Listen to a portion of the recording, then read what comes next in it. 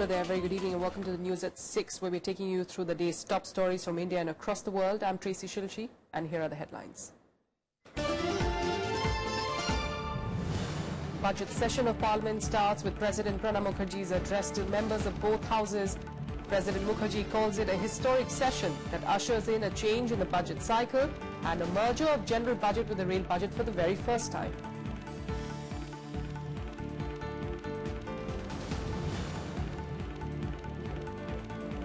Prime Minister Narendra Modi hopes all factions will come together in Parliament for the welfare of society, urges parties to help in the smooth functioning of Parliament.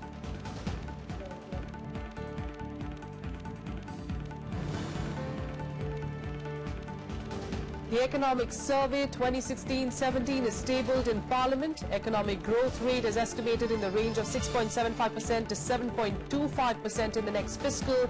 Effects of demonetization is predicted to be transitional with long-term benefits.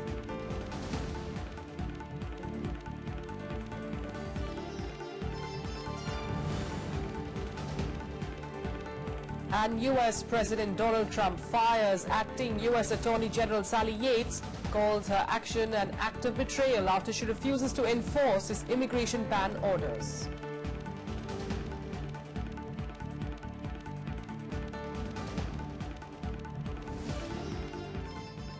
Top story this evening, the budget session of Parliament started on Tuesday with President Pranab Mukherjee's address to members of both the houses. Calling it a historic session, the President said for the first time that it has heralded the advancement of the budget cycle and the merger of the union budget with the rail budget. The President also praised the Modi government for taking many initiatives to improve the quality of life of the poor, including its commitment to provide shelter to them. President Mukherjee noted that the country is facing the challenge of terrorism for the last 4 decades, including cross-border attacks in Jammu and Kashmir. He said that India will actively cooperate with other nations to decisively defeat terrorist forces. At the core of all my government's policies is the welfare of the Garib, Dalit, Pirit, Shoshit, Vanchit, Kishan, Shramik and Yuva. My government is guided by the Antodaya philosophy of Pandit Dindayal Upadhyay. His centenary year is being observed as Garib Kalyan Bars. Financial inclusion is key to poverty alleviation. An unprecedented 26 crore plus Jan Dhan accounts have been opened for the unbanked. Over 20 crore RuPay debit cards have been issued to enable cashless payments. 65% of our population today is below the age of 35. Our youth is our greatest strength, and Yuva Udya needs to be channelized effectively with the motto of Har Haat Ko Hunar. My government has taken several steps for skilling the youth and improving their employability. The work of skill development that was earlier spread across 21 ministries and 50 departments has been brought under one umbrella ministry. The Pradhan Mantri Kaushal Vikas Yojana has been launched with a budget outlay of rupees 12,000 crore to train 1 crore youth over the next 4 years. Over 20 lakh youth have already benefited. National Apprenticeship Promotion Scheme has been launched with a budget outlay of rupees 10,000 crores. Honorable members, to combat the evils of black money, corruption, counterfeit currency and terror financing, the government took the decision on 8th November 2016 to demonetize all 500 and 1000 rupee currency notes. My government's very first cabinet decision was to set up an SIT on black money. The passing of black money, undisclosed foreign income and assets, and imposition of Tax Act 2015, Benami Transactions Prohibition Amendment Act 2016, amendments to treaties with Singapore, Cyprus and Mauritius to prevent misuse of provisions in such treaties for tax evasion, taking forward the concept of cooperative federalism through one nation, one tax, one nation, one market. Both houses of parliament passed the Goods and Services Act. 17 states governed by political parties across the political spectrum ratified these in a record 23 days. My government is thankful to the GST Council for working to resolve outstanding issues. India has been widely acclaimed as a bright spot in the global economy at a time when global growth has been slow. The rate of inflation, the balance of payments, current account deficit, and the fiscal deficit have been consistently reduced since 2014. Foreign direct investment and foreign exchange reserves have reached record levels. My government welcomes a constructive debate on simultaneous conduct of elections to Lok Sabha and the State Legislative Assembly. Funding of election to eradicate the misuse of money power also needs to be debated. My government would welcome any decision taken by the Election Commission in this regard after consultations with political parties. My government has taken decisive steps to give a fitting reply to the repeated incursions on our territorial integrity, sovereignty. On 29 September 2011, our defense forces successfully conducted surgical strikes at several launch pads along the line of control to prevent infiltration by terrorists. We are proud of the exemplary courage and valor displayed by our defense personnel and owe a debt of their gratitude to them. And ahead of the budget session, the Prime Minister Narendra Modi to address the media, highlighting the start of a new tradition of merging the railway budget with the union budget. He also hoped for a comprehensive discussion in Parliament for the welfare of society. The Prime Minister had said that he had faith that all factions will come together for the discussion.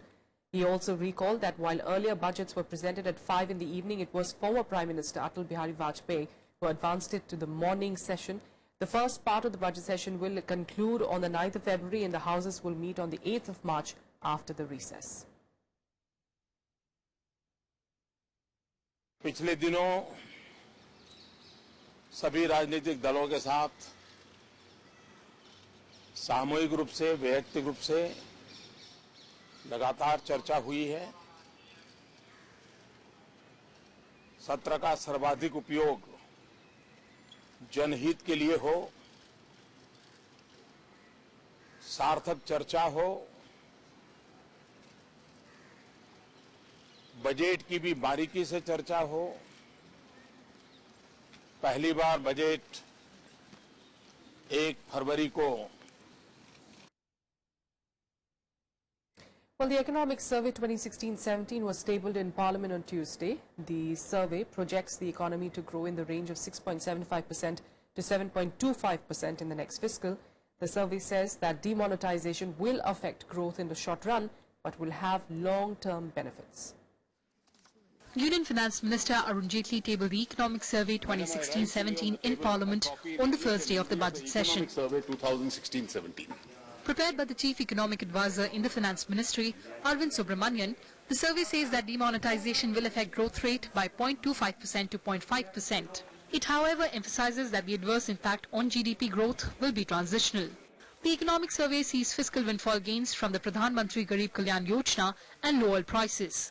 It pegs agriculture sector growth rate at 4.15% in 2016-17, significantly higher than the 1.2% in 2015-16.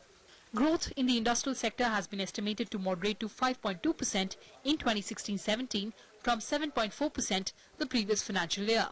The service sector is estimated to grow at 8.9% in 2016-17. बहुत सारे domestic uncertainties भी हैं. We have to see how demonetization plays out. और externally भी काफी मतलब the world is very different. I think we don't know exactly कल NAFTA में क्या होगा, कल US-China relations में क्या होगा. So इतनी सारी uncertainty है that I think we should reflect that in our forecasts. The survey also prescribes cuts in individual income tax rates and real estate stamp duties. It says income tax net could be widened gradually by including all high income earners. It, however, cautions against efforts to collect taxes on disclosed and undisclosed wealth that could lead to tax harassment. Operation Clean Money, and in Hindi it is called Swachh Dhan Abhiyan. Swachh Dhan Abhiyan. It is just the name of the programming software which will be used to get answers on all the deposits which are made.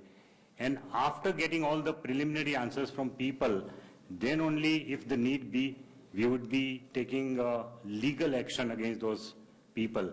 The survey underscores the need for fiscal prudence for both centre and the states for fiscal health of the economy. It also pointed out that Universal Basic Income Scheme is an alternative to a plethora of state subsidies for poverty alleviation. The Economic Survey is the annual government report that also sets the tone for the general budget. Finance Minister Arun Jaitley will present the annual budget on Wednesday amid growing expectations that he will unveil measures to raise spending power and revive investment cycle. Kriti Mishra, Rajya Sabha TV. And the Income Tax Department on Tuesday said that it will question 18 lakh taxpayers whose deposits post-note ban does not match their tax-paying profiles. The department also declared that deposits of over 5 lakh rupees post-November 8th will come under scanner.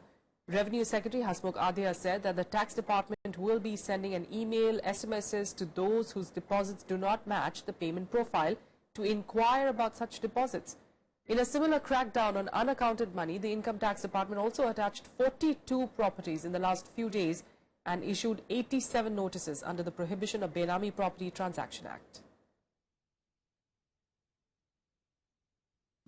In the first phase, where the deposits in the account are not matching with our data, we are putting the same on our e-filing portal, seeking explanations about source of income. In the initial phase, we are putting data of those persons who have deposited rupees 5 lakh or more and deposits between rupees 3 lakh to 5 lakh of suspicious nature and who had poor tax compliance after 8th of November 2016. This action initially covers only 18 lakh taxpayers whose data we have put on our portal of e-filing. And now let's get you all the updates from the poll-bound states.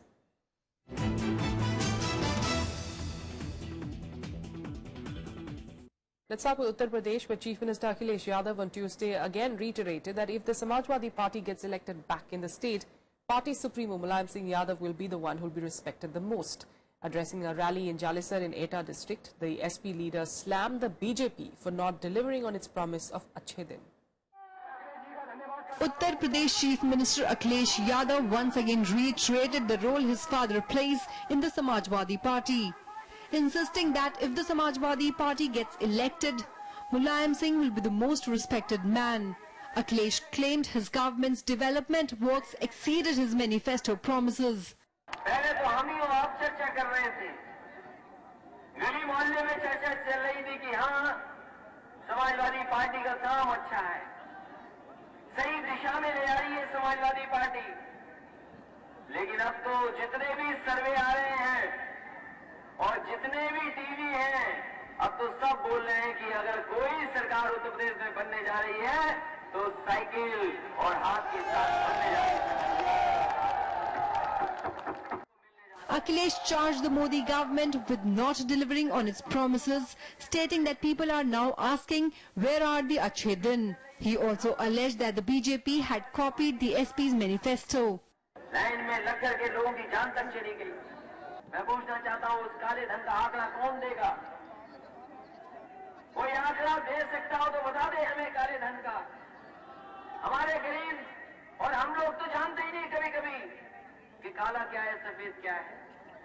हमारे गरीब ने, मजदूर ने, किसान ने कमाया और bank में रख दिया और ये समझता है कि अगर हमने बैंक में रख दिया तो हमारा पैसा सुरक्षित भी है और ये सफेद पैसा है। लेकिन बीजेपी के लोग कहते हैं कि नहीं, जो कुछ पैसा है वो काला है। Uttar Pradesh will go to polls in 7-phase elections between February 11th to March 8th. Out of the 104 assembly seats, the Congress will contest 105 seats and the Samajwadi Party is fielding candidates in 298 constituencies. Bureau Report, Rajya Sabha TV. Meanwhile, responding to a complaint filed against him for violating the Model Code of Conduct, Defence Minister Manohar Parrikar today said that the Election Commission was free to investigate the complaints. The complaint followed Parrikar's comment on Sunday when he told residents of a slum near Panjim that it was okay to accept 500 rupee notes from candidates to attend rallies. Parrikar's comment came on a day when the EC directed the state poll officials to file an FIR against Delhi Chief Minister Arvind Kejriwal for making a similar statement. On Monday, Kejriwal had dared the EC to take action against Parrikar. The Congress also demanded action against the Defence Minister. There is not job of opposition, there is job of Election Commission. Let them do the inquiry and let them find out what I made comment.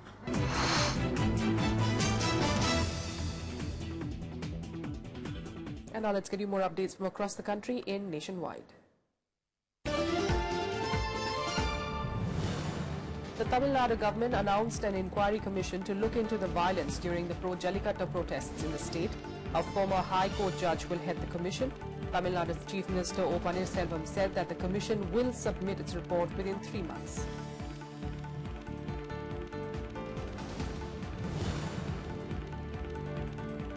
The Tamil Nadu government also tabled a bill against the National Eligibility Cum Entrance Test in the Assembly today. The State's Minister for Health and Family Welfare, Dr. C. Vijayabhaskar, tabled the bill, calling it a policy decision. The bill will let admissions continue for MBBS and Bachelor of Dental Surgery on the basis of marks obtained in higher secondary examinations.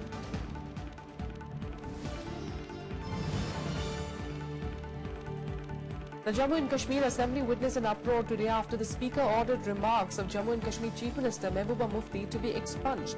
BJP MLA Rajiv Jasrotia got up as the Assembly began its proceedings and urged the Speaker to expunge the remarks made by her on Monday in which she called Article 370 anti-national. After the adjournment, the opposition continued to raise the demand, forcing another adjournment.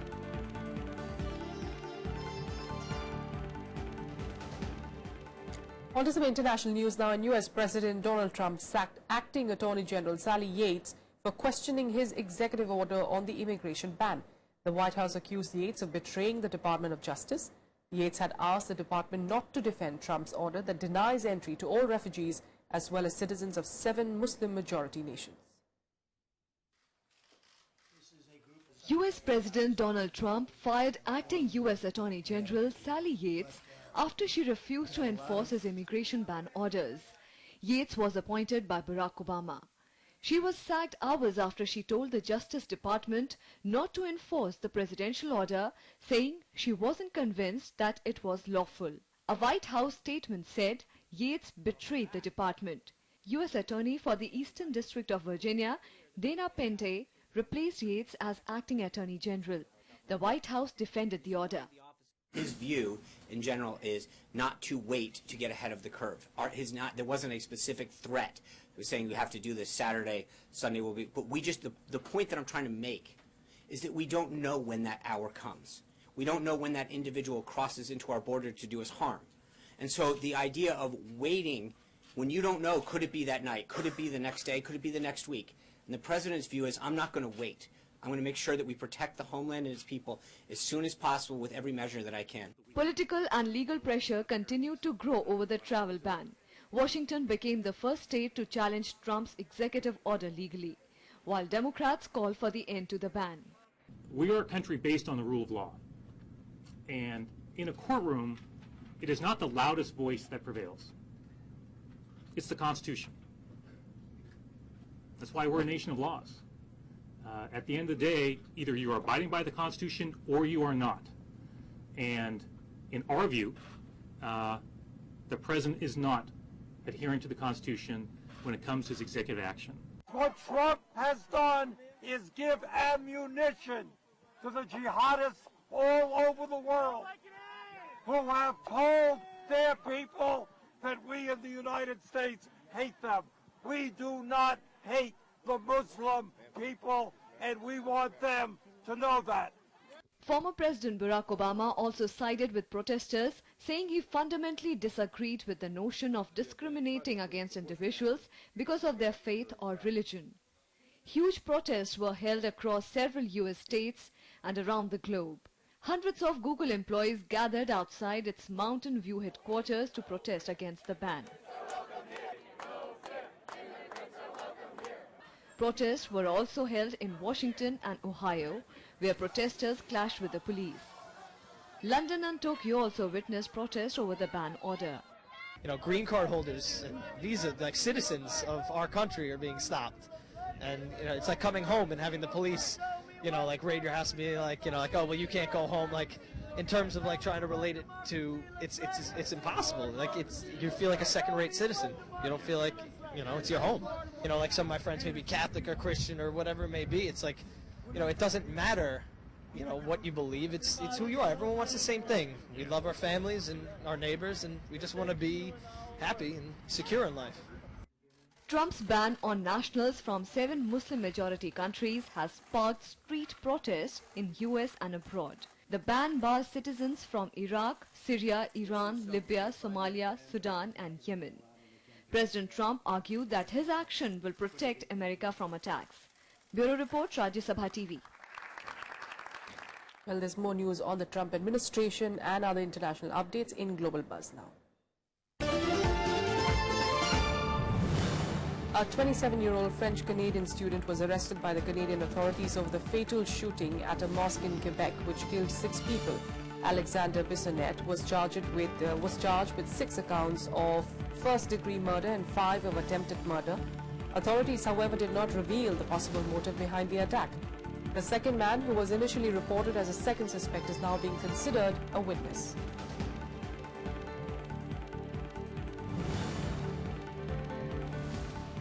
Philippines police have suspended their war on drugs to tackle corruption in the system. Country's national police chief said that all the anti-drugs units were being disbanded following a botched kidnap for ransom operation of a South Korean businessman. The Philippines anti-drug war has claimed more than 6,000 lives since President Rodrigo Duterte came to power.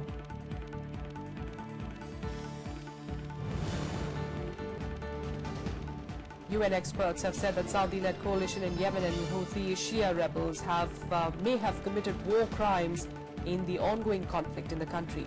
In a report to the UN Security Council, the expert panel said that after nearly 2 years of conflict, Yemen was in danger of fracturing beyond the point of no return.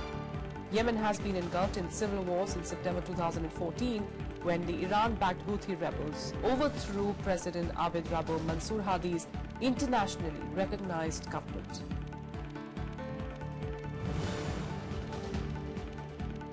The US government officially announced its withdrawal from the Trans-Pacific Partnership to its treaty partners, a move ordered last week by President Donald Trump. Trump had signed an executive order to withdraw from the treaty, which he had called a potential disaster for the US during his election campaign.